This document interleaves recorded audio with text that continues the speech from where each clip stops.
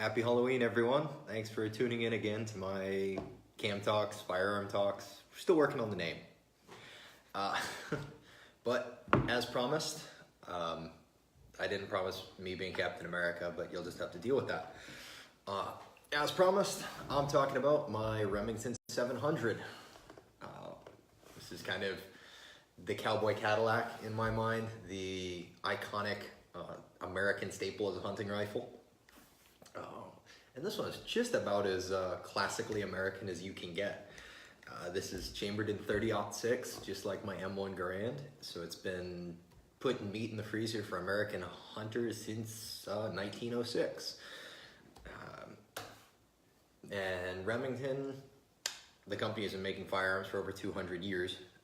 But after World War II, a gentleman named Mike Walker decided that he was going to build a competition rifle, build a hunting rifle, and make it as streamlined as he could for the manufacturing process. Up until this point, most of these actions required a tremendous amount of hand work, hand machining, but Mike Walker actually decided, hey, we're just going to make this out of basically tube steel or bar stock, and we'll just drill it out, we'll bore it open.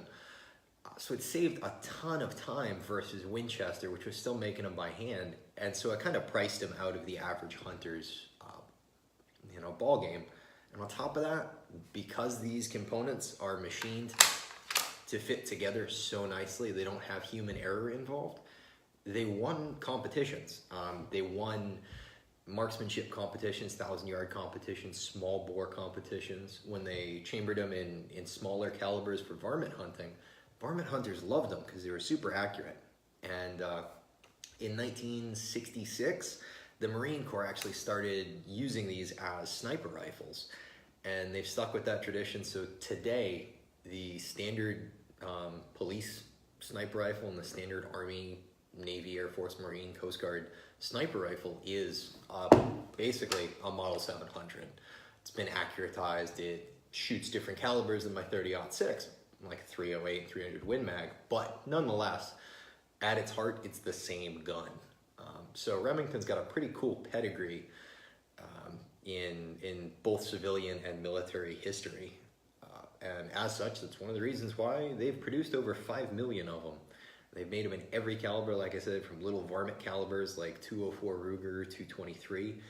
I had one in 222 Remington, which is a little varmint caliber, super accurate.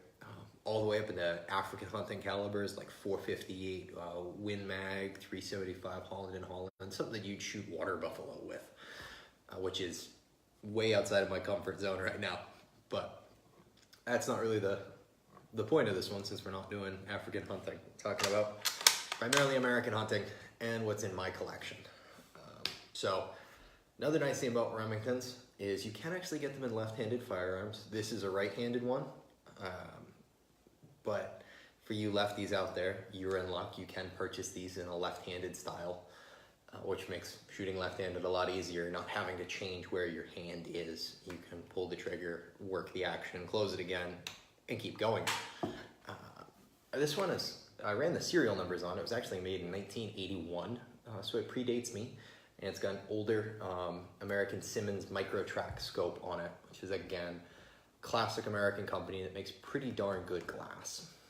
So it's nice and accurate. It shoots way better than I can. Fortunately, I purchased this after I went hunting last time, so I haven't been able to really take it out and use it in that way. This model, as you can see, is really, really shiny, and it's got all sorts of cool things like this little black end cap and the front sights and things like that. This is called their BDL model. Basically, the B deluxe grade. And so those are the things that you'll see on that model. One of the few that come with iron sights still on it. Most hunting rifles don't, but the Remingtons still do, and I like that. It has these faux ebony grip and forends. And also, it's got a magazine release, so that if you want to make sure that your gun is unloaded, you can push that little button and all of your cartridges will fall out the bottom, which is really cool if you want to be safe, really frustrating if you happen to do that while you're out hunting. But these guns just have a two-stage trigger, pull the trigger, but they have a two-stage safety. There's only two positions. There's safe, you pull back on that, and you can't pull the trigger. And there's fire, which is you push it forward and you pull the trigger. Pretty simple. It's right there where your thumb is, so you can just do it with memory, basically. There's no additional, did I push the button? What side's the button on? You push it forward, it's ready to fire.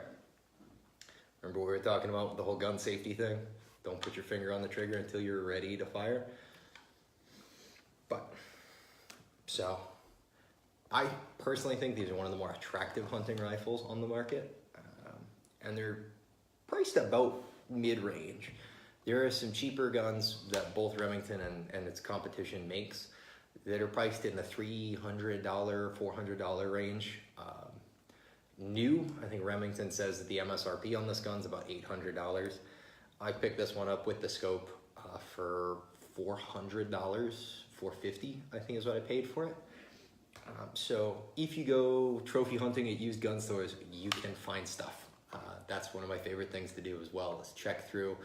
Hopefully over the next couple of weeks I've talked to some of the local shops. So I'm actually going to be in there doing reviews of those products just to show you the cool things that you can find walking through a small store versus going to Bass Pro Shops or Academy or something like that. So being that this is a 30-06, it's not really a gun that's fun for plinking around with. It's pretty powerful, pretty loud, pretty heavy. It's certainly manageable. 30-06 is what I consider kind of the upper scale of what's comfortable to shoot repeatedly. The bigger calibers, the 300 Winchester mag and stuff like that. There's plenty of hunters that use them very, very accurately. But I don't feel confident with my ability to not flinch. And flinching is, as you can guess, you start anticipating how much recoil is going to be delivered into your shoulder. So before you even pull the trigger, you start backing away and it throws off your shot. Sometimes, like comically, you can see at the range of someone pulling the trigger and it's on safety and they jerk away like they got punched in the face. So I try to avoid that because I want to hit what I'm shooting at. Another thing that this gun has that the stock version wouldn't is a recoil pad, speaking about how much guns kick. This was added by the previous owner to absorb some of the recoil. It's basically a big old textured piece of rubber so that when this gun comes cranking back after getting shot, I'm getting, half an inch of rubber to absorb some of that recoil before my shoulder gets all of it. I appreciate that. And also because I've got those long orangutan arms, it brings the length of the stock to where I'm more comfortable. If you can remember a few weeks ago when I was talking about the AR-15 and how you can adjust that stock, this is that classic rifle stock I'm talking about where, if you were 5'4", you may have a lot harder time getting behind this rifle that's set up for me with my long orangutan arms. You might not be able to shoot it as accurately, but it's one of the things about these guns though. You can own a whole bunch of them if you want to. This is the second Remington 700 I have owned. I sold my first one in that .223 caliber, but I really do like them. Again, for the money, I find this a really attractive firearm. It's a very accurate firearm, and there's a fair amount of aftermarket parts for them as well. The Remington 700, how I was saying, it's been used for the military. You've got people in competition using it. You can get these guns set up to do anything you want. There are replacement stocks, replacement triggers, replacement bolts, replacement barrels. They have a custom shop as well. So if you want this gun engraved with scroll work and gold, if you have the money to do it, you can get it done. There's some beautiful examples in their custom shop of what they can do. But the sky is the limit with this gun. It's kind of as close as you can get to like a Jeep Wrangler when you're talking about a hunting rifle. If you're interested in it, you can probably make it happen.